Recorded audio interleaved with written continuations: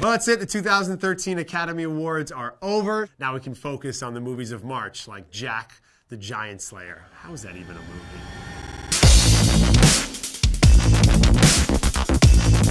Hey, what's up guys? Ben Lyons here. Seth MacFarlane hosted the Academy Awards to mixed reviews, but I feel like that's always what happens with Oscar hosts. I wasn't really feeling the "we saw your boobs" number. I think that was kind of inappropriate for the Academy Awards. I did like some of the one-liners. I liked the way he introduced Meryl Streep just by walking off stage. Definitely some highlights for Seth, but also a few moments where I think he kind of had a few missteps. What did you guys think of Seth's performance as the host? Let me know in the comments section below. But it's not just about Seth. There were actually Oscars handed out, so let's break down all the big categories.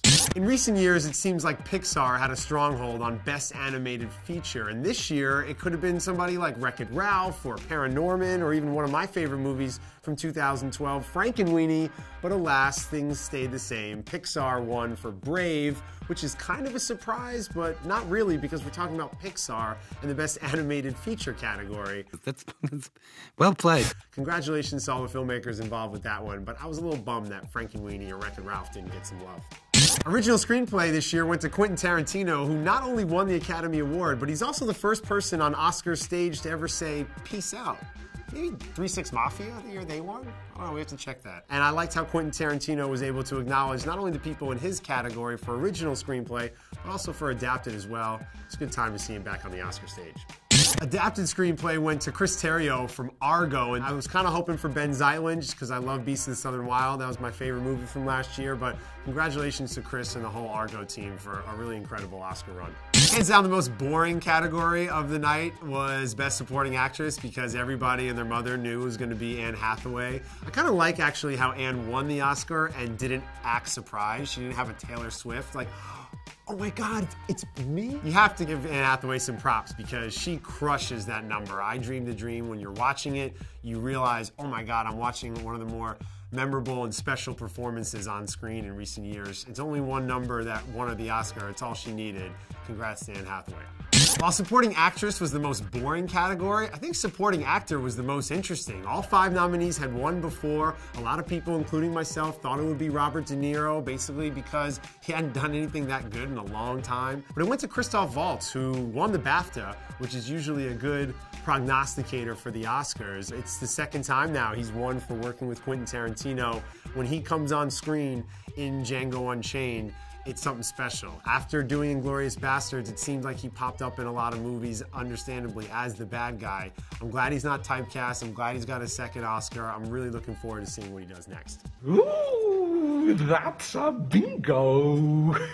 Best Actress was a fun category this year with the oldest nominee ever, Emmanuelle Riva, the youngest nominee ever, Quvenzhané Wallis. Then you have this Jessica versus Jennifer race. Early on, it was Jessica Chastain's to lose. I was picking her back in December when she was winning at all the Critics Award shows.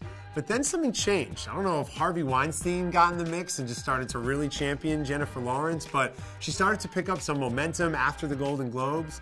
And she gave a great speech last night. She tripped and fell coming up the stairs and then owned it.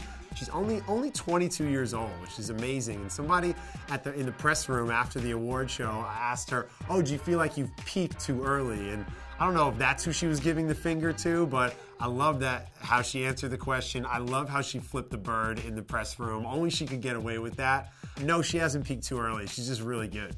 Moving on to the race for Best Actor, which was also kind of a boring category because everybody knew it was going to be Daniel Day-Lewis. I say this all the time. If you play somebody who's lived in real life and you win at the Screen Actors Guild Awards, you always go on to win the Oscar. I think about Sandra Bullock and Charlize Theron and Jamie Foxx and Sean Penn, Forrest Whitaker. The list goes on. So next year when you're looking to predict the acting categories, look at the SAG Awards. That one will usually give you a clue. The Best Director category was the most controversial at the Oscars and the most surprising when the dust settled. A lot of people, including myself, thought it would be Steven Spielberg. Lincoln was nominated 12 times. Ang Lee won because his film, Life of Pi, really struck a chord with voters. That film swept up some of the technical categories. It's a huge hit internationally. Congratulations to Ang Lee for his second Oscar win.